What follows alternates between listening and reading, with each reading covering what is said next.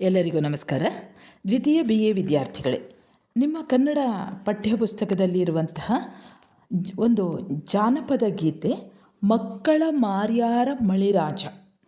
ಇದೊಂದು ಜಾನಪದ ಸಾಹಿತ್ಯ ಅಂದರೆ ನಿಮಗೆ ಗೊತ್ತಿದೆ, ಒಂದು ಅಜ್ಞಾತವಾದಂತಹ ಸಾಹಿತ್ಯ. ಅಂದರೆ ಕೃತಿಕಾರರು ಯಾರು ಅನ್ನುವಂಥದ್ದು, ಅದರ ಕರ್ತೃ ಯಾರು ಎಂದು ಸ್ಪಷ್ಟವಾಗಿ ಹೇಳಲು ಆಗದೇ ಇರುವಂತಹ ಒಂದು ಸಾಹಿತ್ಯ. ಅದು ಬಾಯಿಂದ ಬಾಯಿಗೆ, ಕಿವಿಯಿಂದ ಕಿವಿಗೆ ಹರಿದು ಬಂದಂತಹ ಸಾಹಿತ್ಯ.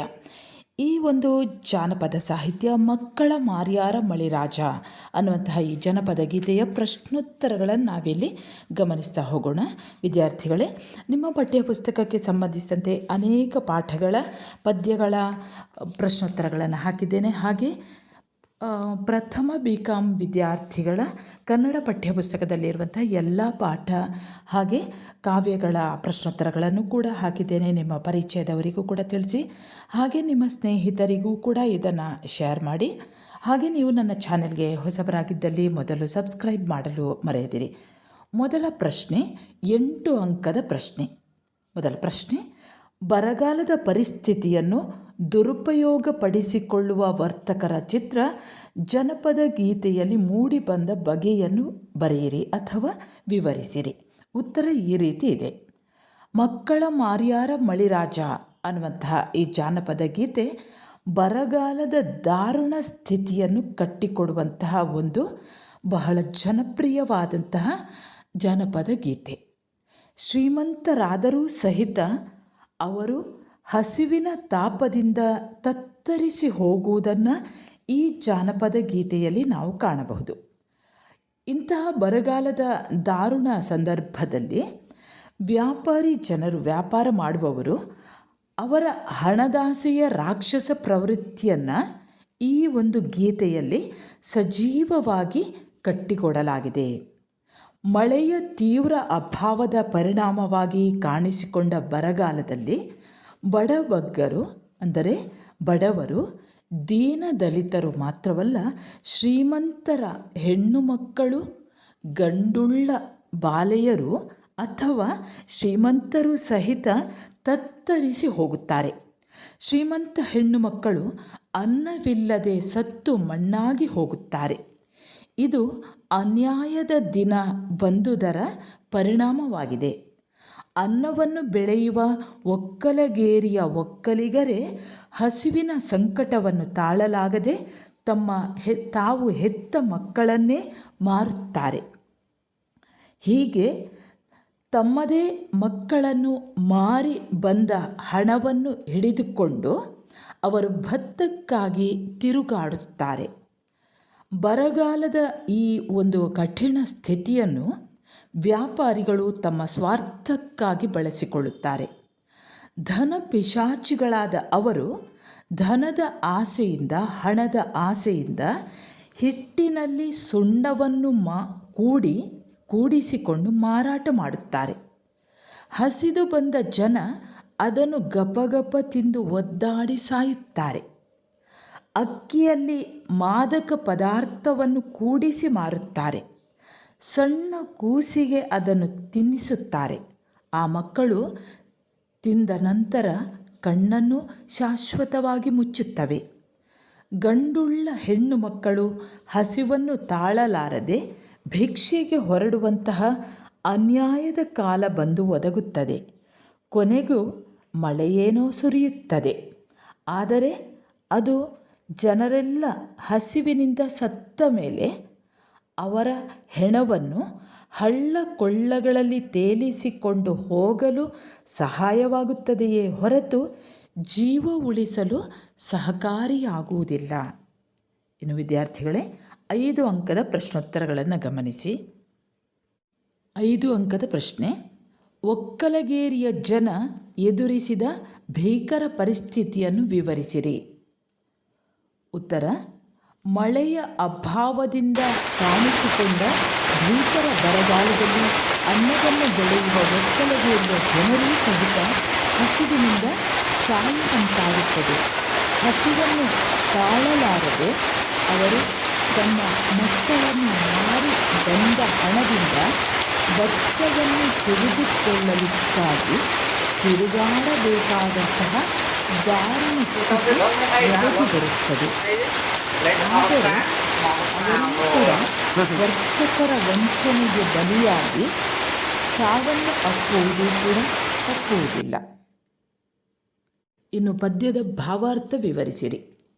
ಗಂಡುಳ್ಳ ಬಾಲ್ಯಾರು ಮಳಿರಾಜ, ಅವರು ಭಿಕ್ಷಾಕ ಹೊರಟಾರ ಮಳಿರಾಜ. ಗಂಡುಳ್ಳ ಬಾಲ್ಯಾರು ಭಿಕ್ಷಾಕ ಹೋದಾರು, ಅನ್ನಾದ ದಿನ ಬಂದು ಮಳಿರಾಜ. ಭಾವಾರ್ಥ ನೀವು ಸಂದರ್ಭ ಹೇಗೆ ಬರಿತೀರೋ ಹಾಗೆ. ಬರಗಾಲದ ಇನ್ನು ವಿವರಣೆಯನ್ನು ಕೊಡುವಂಥದ್ದು ಹೀಗೆ: ಬರಗಾಲದ ಭೀಕರ ಪರಿಸ್ಥಿತಿ ಅನ್ಯಾಯದ ಫಲಶ್ರುತಿ ಎಂಬುದನ್ನು ಪ್ರತಿಪಾದಿಸುವಂಥದ್ದು ಈ ಪದ್ಯದ ಭಾವಾರ್ಥ. ಮನುಷ್ಯ ಪ್ರಪಂಚದಲ್ಲಿ ಅನ್ಯಾಯ ಮಿತಿ ಮೀರಿದರೆ ಪ್ರಕೃತಿಯಲ್ಲಿ ವೈಪರೀತ್ಯ ಕಾಣಿಸಿಕೊಳ್ಳುತ್ತದೆ ಎಂಬುದು ಒಂದು ವಿಚಾರ. ಪ್ರಕೃತಿಯ ವೈಪರೀತ್ಯದ ಫಲವಾಗಿ ಬರಬೇಕಾದ ಮಳೆ ಬಾರದೆ ಭೀಕರ ಬರಗಾಲ ಕಾಣಿಸಿಕೊಳ್ಳುತ್ತದೆ. ಆಗ ಧೈರ್ಯವಂತ ಹೆಣ್ಣು ಮಕ್ಕಳು ಕೂಡ ಭಿಕ್ಷೆಗೆ ಹೋಗಬೇಕಾದ ದಾರುಣ ಪರಿಸ್ಥಿತಿ ಎದುರಾಗುವುದನ್ನು ಈ ಪದ್ಯ ಹೇಳುತ್ತದೆ. ಇನ್ನು ಎರಡನೇದು, ಸ್ವಾತಿಯ ಮಳಿ ಬಂದು ಮಳಿರಾಜ, ಸುತ್ತ ದೇಶಕ ಆಗ್ಯಾದ ಮಳಿರಾಜ.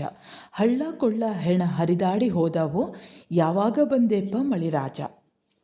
ಇನ್ನು ಭಾವಾರ್ಥ, ಸ್ವಾತಿ ಮಳೆ ಬರಬೇಕಾದ ಸಮಯಕ್ಕೆ ಬಾರದೇ ಹೋದ ದಾರುಣ ಸ್ಥಿತಿಯನ್ನು ವಿವರಿಸುವುದು ಈ ಪದ್ಯದ ಭಾವಾರ್ಥ. ಸ್ವಾತಿ ಮಳೆಯೇನೋ ಬರುತ್ತದೆ, ಆದರೆ ಅದು ಜೀವ ಉಳಿಸಲು ಬರುವುದಿಲ್ಲ, ಬದಲಿಗೆ ಹೆಣಗಳನ್ನು ಸಾಗಿಸಲು ಬರುತ್ತದೆ. ಹೀಗಾಗಿ ಹಳ್ಳ ಕೊಳ್ಳಗಳಲ್ಲಿ ಹೆಣ ಹರಿದಾಡಿ ಹೋಗುತ್ತದೆ. ಸ್ವಾತಿ ಮಳೆ ಬಂದರೂ ಜನತೆಗೆ ಯಾವ ಪ್ರಯೋಜನವೂ ಆಗಿಲ್ಲ ಅನ್ನೋದು ಕೂಡ ಈ ಒಂದು ಜಾನಪದ ಗೀತೆಯ ಧ್ವನಿಯಾಗಿದೆ. ಇನ್ನು ಟಿಪ್ಪಣಿಯನ್ನು ನೋಡೋಣ. ಮಕ್ಕಳ ಮಾರ್ಯಾರ ಮಳಿರಾಜ. ಉತ್ತರ ನೋಡ್ಕೊಳ್ಳೋಣ. ಮಕ್ಕಳ ಮಾರ್ಯಾರ ಮಳಿರಾಜ, ಮಳೆಯ ಅಭಾವದ ಫಲವಾಗಿ ಕಾಣಿಸಿಕೊಂಡ ಭೀಕರ ಬರಗಾಲದ ತೀವ್ರ ಸ್ವರೂಪವನ್ನು ಹೃದಯ ವಿದ್ರಾವಕವಾಗಿ ಕಟ್ಟಿಕೊಡುವಂತಹ ಒಂದು ಬಹಳ ಜನಪ್ರಿಯವಾದಂತಹ ಜನಪದ ಗೀತೆ.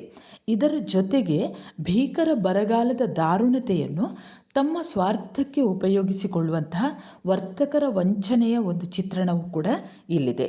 ಬರಗಾಲದ ಪರಿಣಾಮವಾಗಿ ಶ್ರೀಮಂತ ಹೆಣ್ಣು ಮಕ್ಕಳು ಸಹಿತ ಹಸಿವನ್ನು ತಾಳಲಾರದೆ ಸತ್ತು ಮಣ್ಣಾಗುತ್ತಾರೆ. ಅನ್ನವನ್ನು ಬೆಳೆಯುವ ಒಕ್ಕಲು ಜನರೂ ಸಹಿತ ಹಸಿವನ್ನು ತಾಳಲಾರದೆ ಮಕ್ಕಳನ್ನು ಮಾರಿ ಆ ಮಾರಿ ಬಂದ ಹಣದಿಂದ ಭತ್ತಕ್ಕಾಗಿ ತಿರುಗಾಡುವ ದಾರುಣ ಪರಿಸ್ಥಿತಿ ಒದಗಿ ಬರುತ್ತದೆ. ಈ ದಾರುಣ ಸ್ಥಿತಿಯನ್ನು ವರ್ತಕರು ತಮ್ಮ ಸ್ವಾರ್ಥಕ್ಕಾಗಿ ಬಳಸಿಕೊಳ್ಳುತ್ತಾರೆ. ಅವರು ಹಿಟ್ಟಿನಲ್ಲಿ ಸುಣ್ಣವನ್ನು ಸೇರಿಸಿ ಮಾರುತ್ತಾರೆ. ಅದನ್ನು ಹಸಿದು ಬಂದ ಜನ ತಿಂದು ಸಾವನ್ನಪ್ಪುತ್ತಾರೆ. ಅಕ್ಕಿಯಲ್ಲಿ ಅಪುವನ್ನು ಸೇರಿಸಿ ಸಣ್ಣ ಕೂಸಿನ ಸಾವಿಗೂ ಕೂಡ ಅವರು ಕಾರಣರಾಗುತ್ತಾರೆ. ಒಟ್ಟಾರೆ ಅನ್ಯಾಯದ ದಿನ ಬಂದು ಗಂಡುಳ್ಳ ಗರತಿಯರು ಸಹಿತ ಭಿಕ್ಷೆಗೆ ಹೋಗುವ ದುರ್ದಿನದ ಕಾಲ ಒದಗಿ ಬರುತ್ತದೆ. ಕೊನೆಗೂ ಸ್ವಾತಿ ಮಳೆಯೇನೂ ಬರುತ್ತದೆ, ಆದರೆ ಅದು ಬಂದು ಪ್ರಯೋಜನವಿಲ್ಲವಾಗುತ್ತದೆ. ಸತ್ತ ಮೇಲೆ ಬುದ್ಧಿ ಬಂದಿತು ಎಂಬಂತೆ ಎಲ್ಲರೂ ಸತ್ತ ಮೇಲೆ ಅವರ ಹೆಣವನ್ನು ಸಾಗಿಸಲು ಬರುತ್ತದೆ ಈ ಸ್ವಾತಿ ಮಳೆ. ಇನ್ನು ವಿದ್ಯಾರ್ಥಿಗಳೇ, 1 ಅಂಕದ ಪ್ರಶ್ನೋತ್ತರಗಳನ್ನು ಗಮನಿಸಿ. 1ನೇ ಪ್ರಶ್ನೆ, ಪ್ರಸ್ತುತ ಜನಪದ ಗೀತೆಯ ಕರ್ತೃ ಯಾರು? ಉತ್ತರ ಜನಪದರು. 2ನೇ ಪ್ರಶ್ನೆ, ಪ್ರಸ್ತುತ ಜನಪದ ಗೀತೆಯ ತಿರುಳೇನು? ಉತ್ತರ ಬರಗಾಲದ ದಾರುಣ ಸ್ಥಿತಿಯ ಭೀಕರತೆ ಪ್ರಸ್ತುತ ಜನಪದ ಗೀತೆಯ ತಿರುಳು. 3ನೇ ಪ್ರಶ್ನೆ, ಬಣ್ಣದ ಗುಬ್ಬಿಯಾರು ಎಂದರೆ ಯಾರು? ಉತ್ತರ ಶ್ರೀಮಂತರ ಹೆಣ್ಣು ಮಕ್ಕಳು. 4ನೇ ಪ್ರಶ್ನೆ, ಅನ್ಯಾಯದ ದಿನ ಬಂದು ಮಣ್ಣಾಗಿ ಹೋದವರು ಯಾರು? ಉತ್ತರ ಬಣ್ಣದ ಗುಬ್ಬಿಯಾರು. 5ನೇ ಪ್ರಶ್ನೆ, ಮಕ್ಕಳನ್ನು ಮಾರಿದವರು ಯಾರು? ಉತ್ತರ ಒಕ್ಕಲಗೇರಿಯ ಜನ. 6ನೇ ಪ್ರಶ್ನೆ, ಮಕ್ಕಳನ್ನು ಮಾರಿ ರೊಕ್ಕ ಹಿಡಿದುಕೊಂಡು ತಿರುಗಿದ್ದು ಏಕೆ? ಉತ್ತರ ಮಕ್ಕಳನ್ನು ಮಾರಿ ರೊಕ್ಕ ಹಿಡಿದುಕೊಂಡು ತಿರುಗಿದ್ದು ಭತ್ತಕ್ಕಾಗಿ. 7ನೇ ಪ್ರಶ್ನೆ, ಸೊಲಗಿ ಹಿಟ್ಟಿನಲ್ಲಿ ಸುಣ್ಣ ಕೂಡಿಸಿದವರು ಯಾರು? ಉತ್ತರ ವರ್ತಕರು. 8ನೇ ಪ್ರಶ್ನೆ, ಸಣ್ಣ ಕೂಸು ಕಣ್ಣು ಮುಚ್ಚಿದ್ದು ಏಕೆ? ಉತ್ತರ ವರ್ತಕರು ಅಕ್ಕಿಯಲ್ಲಿ ಅಪು ಅಂದರೆ ಮಾದಕ ದ್ರವ್ಯ ಕೂಡಿಸಿದ್ದಕ್ಕೆ ಸಣ್ಣ ಕೂಸು ಕಣ್ಣು ಮುಚ್ಚಿತು. 9ನೇ ಪ್ರಶ್ನೆ, ಅನ್ಯಾಯದ ದಿನ ಭಿಕ್ಷೆಗೆ ಹೋದವರು ಯಾರು? ಉತ್ತರ ಗಂಡುಳ್ಳ ಬಾಲ್ಯಾರು. 10ನೇ ಪ್ರಶ್ನೆ, ದೇಶಕ್ಕೆ ಸ್ವಾತಿ ಮಳೆ ಆದದ್ದು ಯಾವಾಗ? ಉತ್ತರ, ಎಲ್ಲರೂ ಸತ್ತ ಮೇಲೆ ದೇಶಕ್ಕೆ ಸ್ವಾತಿ ಮಳೆ ಆದದ್ದು. ಸರಿ ವಿದ್ಯಾರ್ಥಿಗಳೇ, ಇಲ್ಲಿಗೆ ಈ ಮಕ್ಕಳ ಮಾರ್ಯಾರ ಮಳೆರಾಜ ಅನ್ನುವಂತಹ ಪ್ರಶ್ನೋತ್ತರ ಮುಗಿದಿದೆ. ಇನ್ನು ಮುಂದೆ ಇನ್ನೊಂದು ಪಾಠದೊಂದಿಗೆ ಮತ್ತೆ ಬರುತ್ತೇನೆ. ಅಲ್ಲಿಯವರೆಗೆ ನಮಸ್ಕಾರ.